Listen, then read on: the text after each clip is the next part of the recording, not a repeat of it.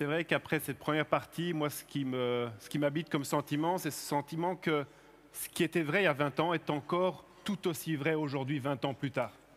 Nous sommes face au même défi de polarisation, nous sommes face au même défi de populisme. Et cette réponse qui a été donnée il y a 20 ans, elle est encore peut-être plus importante aujourd'hui, plus cruciale aujourd'hui. Monsieur Bayrou disait tout à l'heure que la sagesse venait avec les années. Alors peut-être que c'est maintenant le temps que de plus en plus de gens comprennent que ce message qui était porté avec force à l'époque par ces hommes et ces femmes courageuses, on puisse lui redonner un nouvel élan. Et pour lui redonner un nouvel élan, de temps en temps, peut-être après 20 ans, il faut peut-être être capable de lui redonner une nouvelle couleur ou un nouveau nom.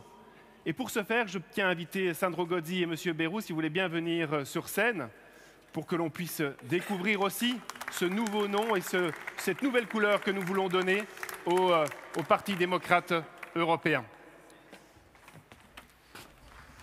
Venez au centre. Voilà.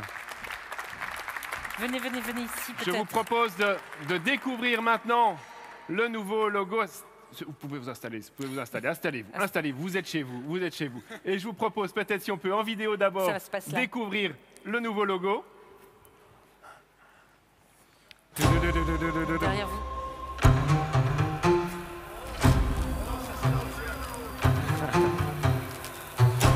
On ose prendre des risques.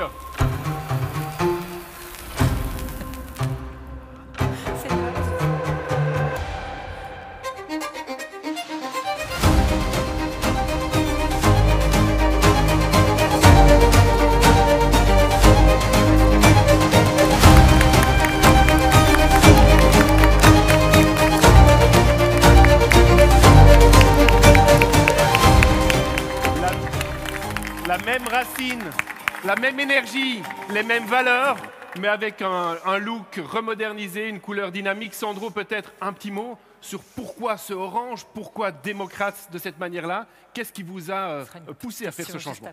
Parce que l'orange, c'est l'équilibre, c'est la détermination.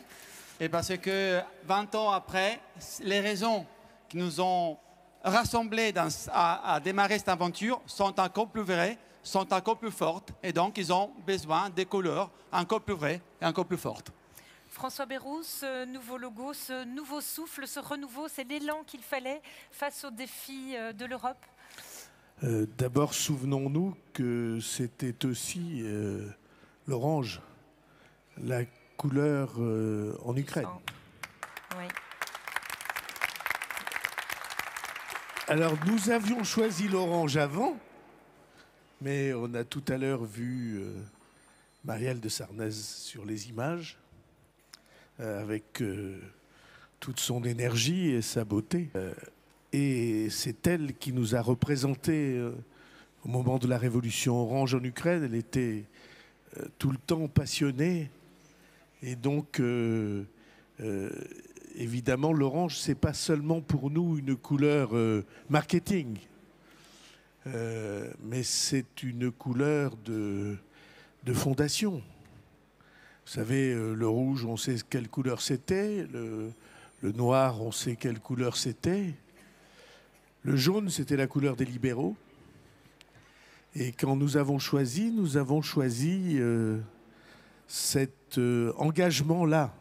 Parce que nous voulions non pas un composé de couleurs diverses et multiples, mais la couleur spécifique de cette sensibilité politique. Et peut-être on aura l'occasion de le dire tout à l'heure, je ne sais pas très bien quel est votre programme, mais tout à l'heure, Sandro et vous disiez, c'est aussi nécessaire qu'il y a 20 ans. C'est pas vrai, c'est plus nécessaire qu'il y a 20 ans.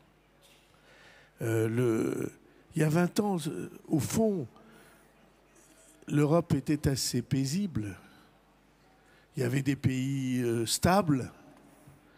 Nos rapports avec les États-Unis n'étaient pas ce qu'ils sont devenus, hélas, et ce qu'ils risquent de devenir dans les jours qui viennent, semaines qui viennent. Et puis les menaces étaient moins perceptibles. Je ne dis pas qu'elles étaient absentes, elles étaient moins perceptibles. Et la désunion, l'Europe était unie.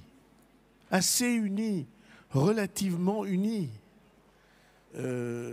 Et aujourd'hui, ce qui apparaît, ce sont les lézardes, les fractures au sein de l'Europe. Et il y a 20 ans, on n'avait pas la menace militaire de Poutine. Est-ce qu'on se rend compte de ce qui nous guette?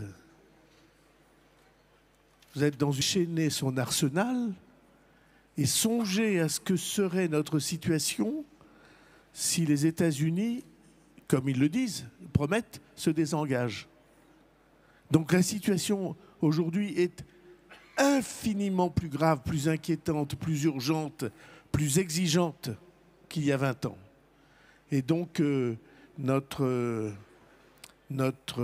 idéal, et je veux à mon tour, Francesco l'a fait tout à l'heure, dire que le mot démocrate, c'est-à-dire la puissance, le pouvoir aux citoyens, ce mot est aujourd'hui battu en brèche partout dans le monde.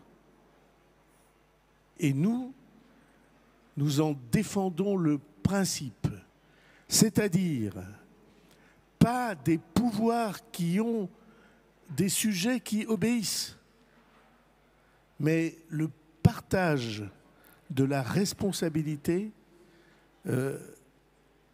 entre pouvoir et citoyens. Ça ne veut pas dire que le pouvoir s'efface, personne ne le croirait venant de moi. Mais je garantis qu'on peut associer le peuple citoyen aux raisons qui font qu'on prononce des choix. Voilà pourquoi ce n'est pas un grand courant de l'Europe, c'est l'autre nom de l'Europe. Le nom de l'Europe, c'est démocratie. Merci. Le nom de l'Europe, c'est démocratie, c'est aussi une couleur forte parce que le centre, ce n'est pas mettre de l'eau dans son vin, c'est être fier de ce qu'on est, avec une puissance, et c'est une couleur puissante que l'on a choisie. Non, mais notre responsabilité n'en est que plus grande, mais notre responsabilité, c'est aussi de montrer et de rappeler qu'il y a une voix quand on s'appuie sur les citoyens, quand on fait une démarche participative. C'est ce que les engagés, et Maxime Prévost nous le partagera d'ici quelques minutes dès qu'il arrive en direct des négociations fédérales belges, parce que vous savez que faire un gouvernement, c'est pas simple en France, ça sera peut-être pas simple en Allemagne, c'est pas simple partout en Europe, c'est pas simple en Europe, parce qu'il faut être capable de faire des compromis. Donc Maxime arrivera et partagera aussi ce que nous avons essayé de faire avec les engagés en retournant, comme vous le disiez, vers le citoyen. Le citoyen a une sagesse quand on est capable de l'écouter, sans se décharger de sa responsabilité, sans écouter non plus que le citoyen d'aujourd'hui, parce que nous sommes les responsables vers la nation d'aujourd'hui, mais aussi de demain, qu'on puisse être réellement force de proposition. Quand on est capable de reprendre ce message-là, de le porter, eh bien on peut avoir un message de force et on peut gagner les élections, on peut emporter les gens avec nous. C'est ce que les engagés ont fait. Quand Maxime arrivera, il pourra nous le partager. Mais avant ça, je vous propose une petite vidéo justement pour voir toutes ces réponses que l'on doit apporter et qui doivent être un message d'espoir, d'abord et avant tout. Merci beaucoup. Merci messieurs, on va descendre.